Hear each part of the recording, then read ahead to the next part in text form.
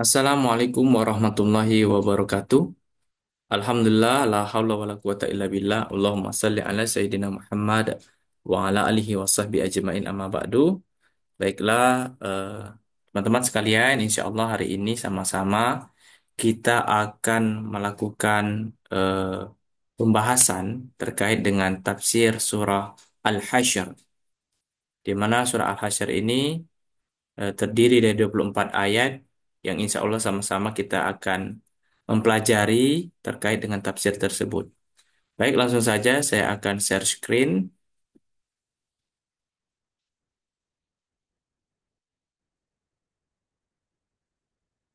Quran Surah Al-Hasyr, ya. Kita ketahui saat bahwasanya Surah Al-Hasyr ini adalah surat yang terkategori surat Madaniyah, ya, yang mana terdiri dari 24 ayat, ya. Kemudian Surah Al-Hasyr ini mengisahkan tentang pengusiran Bani Nadir. Kemudian juga di Quran Surah Al-Hasyr ini menunjukkan bahwasanya betapa kebesaran Allah Subhanahu wa taala tampaklah nyata, sangatlah besar, maka dari itu sangat penting untuk kita semua untuk mentadaburi, dan tujuan dari ayat ini adalah memahami makna dan hikmah. Baiklah, kalau kita melihat ya diturunkannya surah Al-Hasyr ini, salah satu asbabnya adalah pengusiran Bani Nadir, ya. Kemudian juga melihat ataupun menyoroti secara langsung pengkhianatan para kaum munafik, ya. Kemudian di situ juga terdapat salah satu yang memberitahukan tentang aturan-aturan tata cara pembagian harta fai, harta rampasan perang. Maksudnya teman-teman sekalian, eh, kita di dalam surah ini nantinya, ya, ini secara umum, secara general mengulas secara sepintas terkait dengan eh, latar belakang diturunkannya surat Al-Hasyr, dan insya Allah nanti akan kita bahas secara per ayat, ya. Kemudian tafsir ayat yang pertama sampai ayat kelima, di mana ayat pertama ini Allah Subhanahu wa taala, ya, yang artinya kalau kita secara tafsir secara Latinnya, segala sesuatu bertasbih kepada Allah Subhanahu wa taala. Kemudian di ayat kedua dan ketiga kata Allah, pengusiran Bani Nadir akibat pengkhianatan mereka.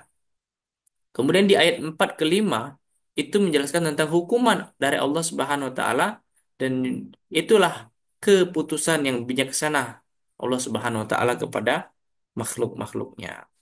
Kemudian dari ayat ke-6 sampai ke ayat ke-10, di mana ayat 6 sampai 7 menjelaskan terkait dengan pembagian harta fa'i untuk kaum muhajirin dan juga kaum ansar. Kemudian di khusus di ayat ke-8 itu berkenaan tentang hak-hak kaum muhajirin.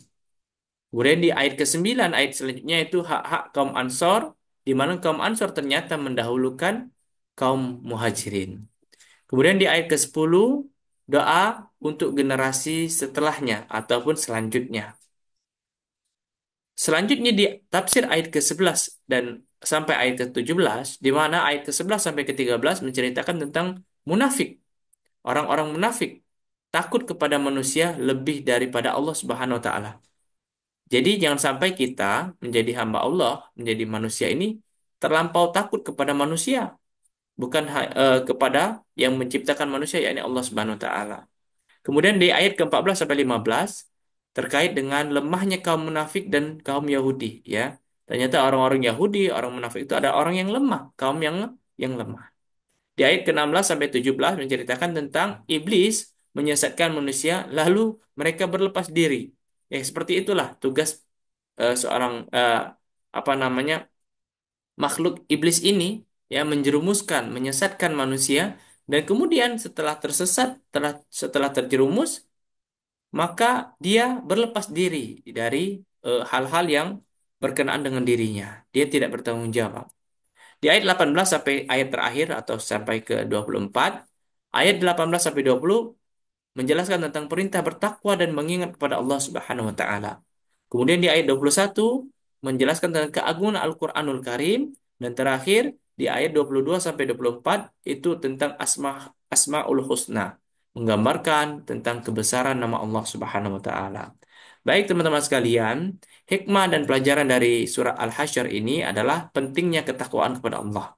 Kemudian bahaya sekali kemunafikan dan juga kepengkhianatan. Dan yang selanjutnya adalah keutamaan tolong menolong dan persaudaraan. Dan terakhir mengenal nama asma Allah Subhanahu wa taala.